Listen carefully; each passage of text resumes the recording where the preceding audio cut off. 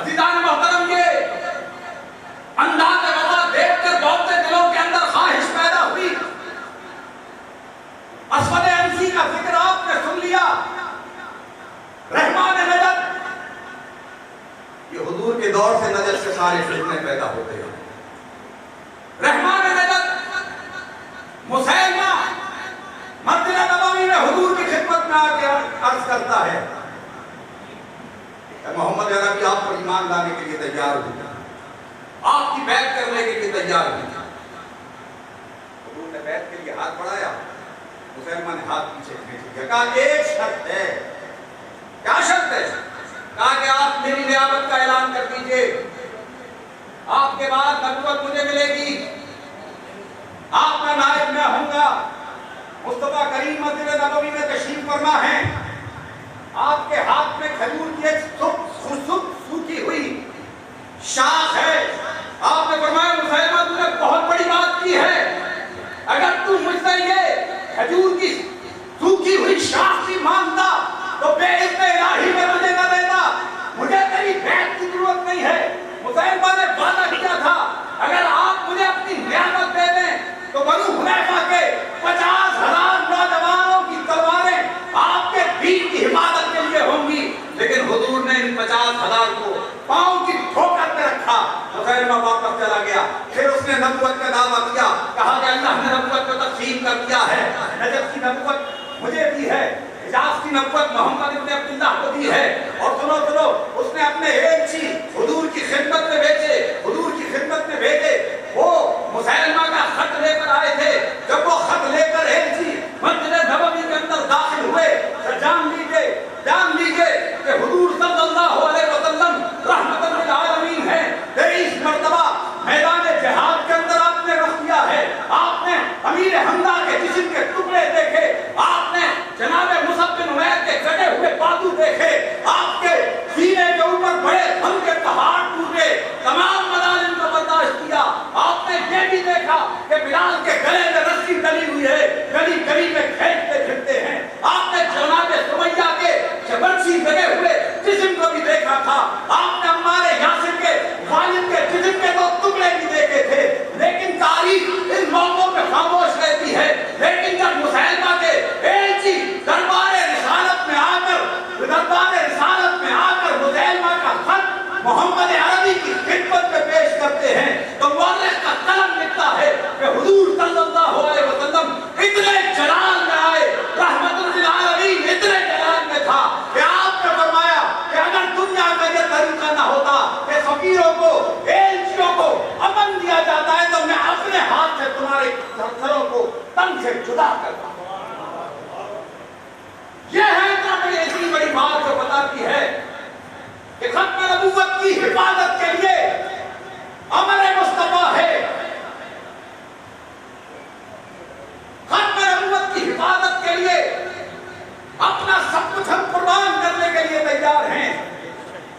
جنگ یمامہ میں علماء بتاتے ہیں حضور صلی اللہ علیہ وسلم نے اپنے جسم نازلی پر غزوات میں دین اسلام کی حفاظت کے لیے ذرا پتھر سجائے، ہاتھوں میں تلواریں لی، میدان جہاد کا رخ کیا، لیکن ان دین کی حفاظت کے لیے ہونے والی ان جنگوں میں 269 صحابہ نے جان شہادت نوش کیا۔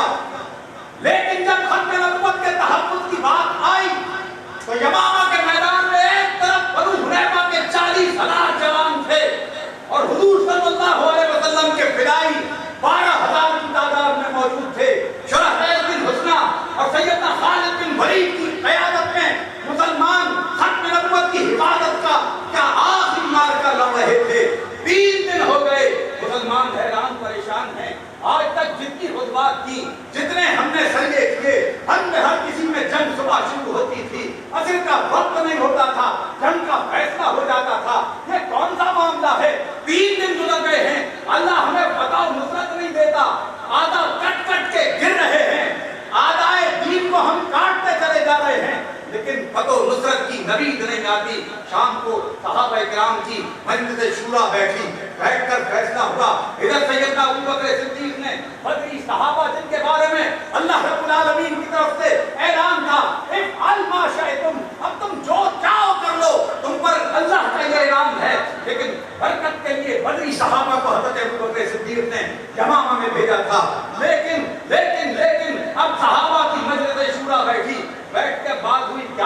ہے کہا سامنے سے بھی تکبیر کے نعرے لگتے ہیں، ادھر سے بھی تکبیر کے نعرے لگتے ہیں، چوک ہو جاتی ہے کہ سامنے والا منکر ختم نبوت ہے یا فدائی ختم نبوت ہے۔ تب خالد بن ولید نے اللہ کی تلوار نے ایک شعار، ایک نعرہ دیا، سنو سنو، فدائی ختم نبوت اور منکر ختم نبوت کے درمیان جب فیصلہ کرنا ہو، تلوار کی دھار پر سامنے آ جائے اور پتہ نہ چلے وفادار ہے کہ غدار، تو اس کے سامنے ایک ہی نعرہ لگانا، یا محمد، سبحان اللہ، کیا نعرہ لگانا؟ اگر یا محمدہ کے جواب میں اس کی نگاہیں جھک جائیں، وہ گردن کو جھکا لے، سمجھ لینا حضور کا وفادار ہے، سبحان اللہ، تلوار روک لینا۔ لیکن اگر یہ یا محمدہ کا جواب نہ دے تو تمہاری تلوار کی دھار اور اس کی گردن ہونی چاہیے۔ اب سنیے، یمامہ کے میدان میں یا محمدہ کی نعرے گونج رہے ہیں، یا محمد یا رسول کے نعرے گونج رہے ہیں، اور فیصلہ ہو گیا۔ سبحان اللہ، 1200 صحابہ، حفاظ، قاری، دین کے مبلغ حضور کی ختم نبوت پر اپنی جان قربان کر دیتے ہیں۔ اسلام کی حفاظت کے لیے 269 صحابہ، 256 صحابہ اپنی جانوں کو قربان کریں، لیکن ختم نبوت کے لیے کتنے صحابہ جانوں کو قربان کریں؟ 1200 صحابہ اپنی جان قربان کر کے بتاتے ہیں کہ ختم نبوت شرح اسلام ہے۔ عزیزان محترم، منکرین ختم نبوت کا فتنہ ہمیشہ بیرونی طاقتوں کے سرمائے پہ پلتا رہا۔ آخری بات کہہ کر گفتگو کو ختم کرنا چاہتا ہوں۔ بڑے زمین پاک و ہند میں منکرین ختم نبوت کا گروہ قادیانی کہلاتا ہے۔ قادیانیت کا سربراہ مرزا غلام احمد قادیانی، مشرقی پنجاب کے ضلع گرداسپور کی تحصیل بٹالہ کے گاؤں قادیان کا رہنے والا، فلسفیانہ ذہن رکھنے والا، پاک حکیم مرزا غلام مرتضیٰ، انگریزوں کا غلام۔ 1857 کی جنگ آزادی، جب مسلمان اسلامی بادشاہت کے تحفظ کی آخری جنگ لڑ رہے تھے، تو مرزا غلام احمد قادیانی کے باپ مرزا غلام مرتضیٰ نے 50 گھوڑے اور 50 سوار، 50 سپاہی اور 50 گھوڑے انگریزوں کی معاونت کرنے کے لیے، دہلی کے لال قلعے کو فتح کرنے کے لیے بھیجے تھے۔ یہ غدار ابن غدار گھرانہ سیالکوٹ کچہری میں باپ کی پینشن لینے کے لیے گیا۔ لاہور کی طرف جب پینشن کے پیسے ملے تو سارے عیاشیوں میں اڑا دیے، تو گھر سے بھاگ کر سیالکوٹ چلا گیا۔ وہاں سیالکوٹ کی کچہری کے اندر کلرک کی ڈیوٹی دینے لگا۔ سیالکوٹ کے ڈپٹی کمشنر اور وہاں کے پادری نے مرزا غلام احمد سے ملاقات کی اور طے کیا کہ مرزا غلام احمد صاحب، آپ ہمارے مطلب کے آدمی ہیں، آپ تھوڑی عربی، تھوڑی فارسی، تھوڑی حدیث، تھوڑی تفسیر، تھوڑی منطق، تھوڑا فلسفہ، بہت سارے فنون آپ جانتے ہیں، ہمارے مطلب کے آدمی ہیں، آپ ہمارا کام کیجئے، ہم آپ کا کام کریں گے۔ مرزا کو انہوں نے ایگری کیا کہ ہم مالی معاونت کریں گے۔ آپ نبوت کا دعوے سے پہلے مجدد ہونے کا دعویٰ کیجئے، محدث ہونے کا دعویٰ کیجئے، پھر نبی ہونے کا دعویٰ کیجئے۔ مرزا غلام احمد نے تسلسل کے ساتھ یہ دعوے شروع کیے۔ سن 1900 میں کلیتاً نبوت کا دعویٰ کیا۔ میں اس کے دعووں کی طرف نہیں جاتا، آخری بات کی طرف آنا چاہتا ہوں۔ مرزا غلام احمد قادیانی کا فتنہ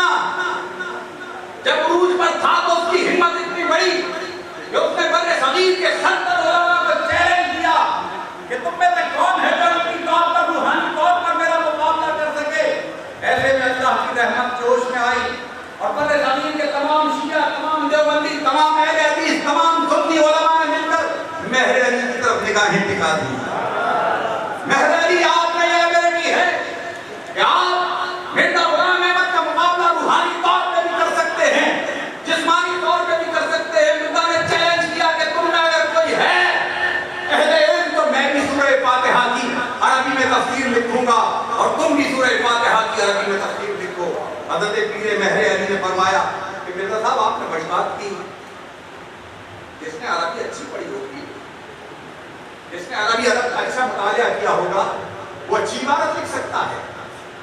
یہ عربی کے اندر تحریر کا لکھنا یہ کوئی نبوت کی دلیل تو نہیں ہے، اور جو مادر ذات عربی ہو وہ تو اس سے زیادہ بہتر عربی لکھ سکتا ہے۔ آپ نے کیا بات کی؟ مرزا صاحب بات تو یہ ہے کہ آپ نبوت ہونے، نبی ہونے کے دعوے دار ہیں، اور میں سید عالم کا ادنا امتی ہوں۔ بات تو یہ ہے کہ آپ بھی کاغذ اور قلم لے کر آئیں، میں بھی کاغذ اور قلم لے کر آؤں، آپ بھی اپنا کاغذ اور قلم رکھ دیں، میں بھی اپنا کاغذ اور قلم، آپ تم بھی دعا کے لیے ہاتھ بلند کرو، میں بھی دعا کے لیے ہاتھ بلند کرتا ہوں۔ جو سچا ہوگا اس کا قلم خود بخود لکھنا شروع کرو۔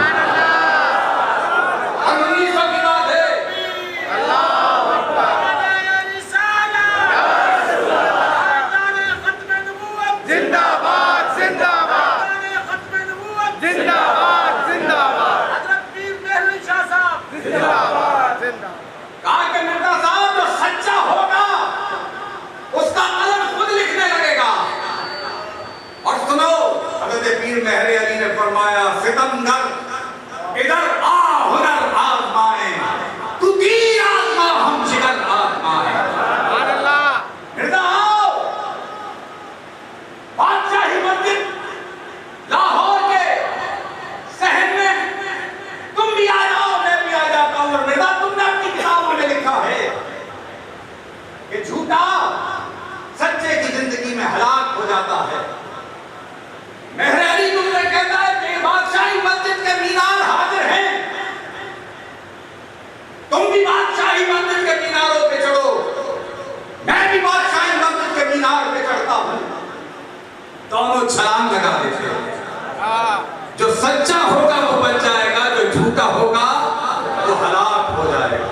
نہیں آیا مرزا، نہیں آیا۔ پیر مہر علی نے کہا مرزا تم دعوے دار ہو مسیح مسیح ہونے کے، اس مسیح مسیح کے لیے میرے احمد رضا نے کیا کہا؟ وہ کماری پاک مریم وہ نفخت فیہ کادم ہے عجب نشان اعظم، مگر آن نہ تجایا وہی سب سے افضل آیا، تجھے حمد ہے خدایا، تجھے حمد ہے خدایا۔ سبحان اللہ۔ مسیح ابن مریم کا کمال یہ تھا، مادر ذات نابینا کے چہرے پہ ہاتھ پھیرتا تھا وہ بینا ہو جاتا تھا، مبروس کے جسم پہ ہاتھ پھیرتا تھا صحت مند ہو جاتا تھا، بیمار پہ دم کرتا تھا صحت یاب ہو جاتا تھا، مردے کو قم بإذن اللہ کہتا تھا زندہ ہو جاتا تھا۔ مرزا تم بھی ایک اندھا، ایک لولا، ایک لنگڑا لے کر آؤ، میں بھی ایک اندھا، ایک لولا، ایک لنگڑا لے کر آتا ہوں، دونوں دعا کریں گے، جو سچا ہوگا خدا اس کی دعا کو قبول کرائے گا۔ نہیں آیا مرزا۔ اگلے دن مخلصین بیٹھے ہوئے تھے، حضرت پیر مہر علی سے کہنے لگے حضرت بہت بڑا دعویٰ کر دیا تھا، بادشاہی مسجد سے چھلانگ، مینار سے چھلانگ لگا دیں، قلم خود لکھنے لگے، اندھا بینا ہو جائے، لولے کے ہاتھ کام کرنے لگے، لنگڑا چلنے لگے۔ حضرت بہت بڑا دعویٰ کیا تھا، سیدنا مہر علی کے ایمان کو دیکھیے۔ مہر علی نے کہا کہ کٹی قلعے تے کدی ہے، سبحان اللہ۔ کٹی قلعے تے کدی ہے، مہر علی کا قلعہ مضبوط ہے، مہر علی کا قلعہ مضبوط ہے، میری پشت پہ مصطفیٰ کا دست پاک ہے۔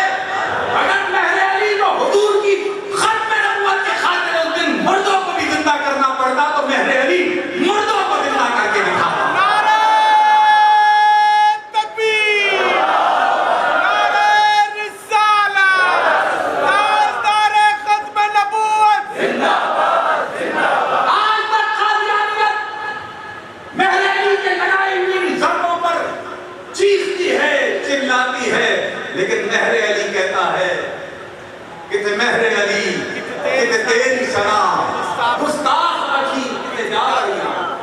سبحان اللہ۔ مہر علی تو آج بھی یہی کہتا ہے۔ ابھی عزیزان محترم، پاکستان بن گیا 1953 کے اندر، تحفظ ختم نبوت کے لیے تحریک چلی. آج بہت سے لوگ ختم نبوت کے چیمپئن بنتے ہیں، لیکن رب کعبہ کی قسم کھا کے اللہ کے گھر کے اندر میں آپ کی خدمت میں عرض کرتا ہوں کہ یمامہ میں یا محمدہ کہنے والے ختم نبوت کے فدائی تھے. 1953 کے اندر بھی یا رسول اللہ کا نعرہ لگانے والے مسجد وزیر خان میں بیٹھ کر سیدی ابو الحسنات کی قیادت میں، مجاہد ملت مولانا عبدالستار خان نیازی کی قیادت میں ختم نبوت کا تحفظ کر رہے تھے. اس تحریک کا ایک واقعہ صرف نوجوانوں کو سنانا چاہتا ہوں، اور میں اس بات کا احساس دلانا چاہتا ہوں کہ نوجوانوں، ختم نبوت کی حفاظت کے لیے اگر تمہیں اس نوجوان کے کردار پر عمل کرنا پڑا تو تم رب کعبہ کی قسم کھا کے کہہ رہا ہوں تم ذرا بھی پرواہ نہ کرنا، کیونکہ مہر علی نے کہہ دیا ہے کہ جو ختم نبوت کے لیے کام کرتا ہے اس کی پشت پہ مصطفیٰ کا ہاتھ ہوگا. 1953 کی تحریک ختم نبوت چل رہی ہے. لاہور کے نواح سے ایک بارات آ رہی ہے، ایک بوڑھی بیوہ اپنے بچے کی بارات کو لے کر آ رہی ہے. آج تو لینڈ کروزر کے اندر بارات ہوتی ہے، کار میں بارات ہوتی ہے، لیکن وہ دور میری اور آپ کی نگاہوں میں ہے جب گھوڑے پہ بیٹھ کر آتا تھا، اس کے چہرے پہ سیرا بنا ہوتا تھا، گھوڑے پر بیٹھا ہوا دولہا ہوتا تھا. بارات پہلی دروازے کے قریب پہنچی، ڈھول بج رہا تھا، بارات جا رہی تھی، ایسے میں گولیاں چلنے کی آواز آئی، نعروں کی آواز آئی. وہ بیوہ عورت جو اپنے بیٹے کی بارات کے ساتھ چل رہی تھی، اس نے پوچھا یہ معاملہ کیا ہے، یہ شور کیسا ہے؟ لوگوں نے کہا بھائی مجھے معلوم نہیں ہے، ختم نبوت کی تحریک چل رہی ہے. جو بھی ختم نبوت زندہ باد کا نعرہ لگاتا ہے، جو بھی حضور کی ختم نبوت کی بات کرتا ہے، اسے گولی مار دیتے ہیں. جب بوڑھی ماں نے اتنا لوگ شہید ہو رہے ہیں، جانیں قربان کر رہے ہیں، تب بوڑھی عورت نے گھوڑی کی لگام پکڑ لی، کہا پتر تھلے اتر جا، میں آج دے دہاڑے واسطے تینوں جوان کیتا سی، آج دے دہاڑے واسطے میں تینوں اپنا پاک دودھ پلایا سی، تھلے اتر جا بیٹا، میں نے آج کے لیے تجھے جوان کیا تھا، آج تیری جنگ تیرے سورے نہیں جائے گی، آج تیری جنگ آج تیری بارات دربار مصطفیٰ میں جائے گی. اور جا میرے بیٹے سینے پہ گولی کھانا، پشت پہ گولی نہ کھانا. اگر تو نے پشت پہ گولی کھائی تو تیری بیوہ ماں اپنا دودھ تجھے معاف نہیں کرے گی. وہ بھی ایک سچا جوان تھا، آج کا ڈالڈا کھانے والا نوجوان نہیں تھا، موبائل میں ڈوبا ہوا نوجوان نہیں تھا، مین پوری اور گٹکے کھانے والا جوان نہیں تھا، مصطفیٰ کا سچا غلام تھا. کتنی آسیں ہوں گی، کتنی امیدیں ہوں گی، کتنی خواہشات ہوں گی، چہرے پہ پیشانی پہ سیرا بنا ہوا ہے، بارات جا رہی ہے، ڈھول بج رہا ہے، لیکن ماں کا حکم آتا ہے اور ختم نبوت کے تحفظ کی بات آتی ہے تو وہ بیٹا گھوڑے سے اترتا ہے، ختم نبوت زندہ باد کے نعرے لگاتا ہوا مسجد وزیر خان تک جاتا ہے اور شہید ہو جاتا ہے.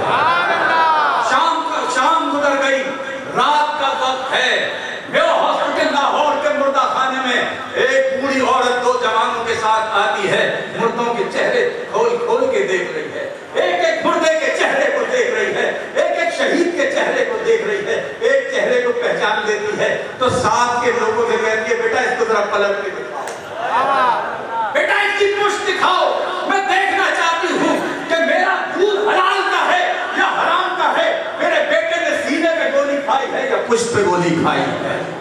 جوانوں، آج بھی ختم نبوت کا وقت آیا ہے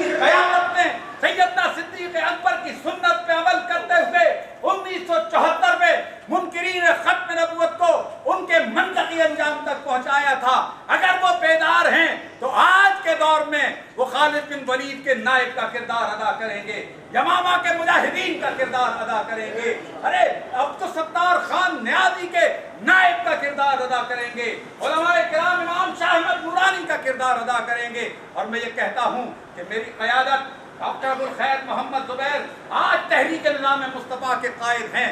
حیدرآباد کے لوگوں، تمہارے لیے فخر کا مقام ہے کہ اہل سنت کا قائد تمہارے درمیان رہتا ہے۔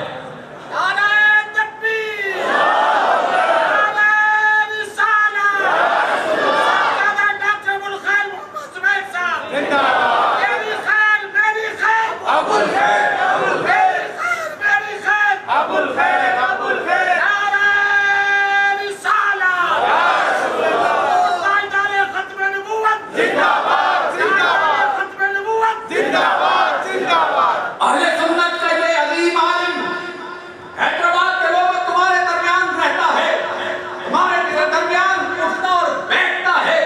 تم نے اس کے کردار کو، اس کے گفتار کو، اس کے علم کو، اس کے حلم کو آزما رکھا ہے۔ یہ وہی مرد جواں ہے جس نے نشتر پارک کے شہداء کے قاتلوں کا پتہ مشرف کو بتایا تھا۔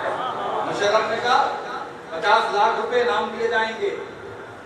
حضرت قائد نے فرمایا کہ مشرف صاحب کے 50 لاکھ روپے مجھے دیجیے، میں بتاتا ہوں نشتر پارک کے شہداء کا قاتل کون ہے۔ کہا یہ گورنر جو آپ کی بغل میں بیٹھا ہوا ہے، ڈاکٹر اشرف العباد ہند کا گورنر جو آپ کی بغل میں بیٹھا ہوا ہے، یہ شہداء نشتر پارک کا قاتل ہے، اور آپ کے اقتدار نے اس کو شیلٹر دے رکھا ہے۔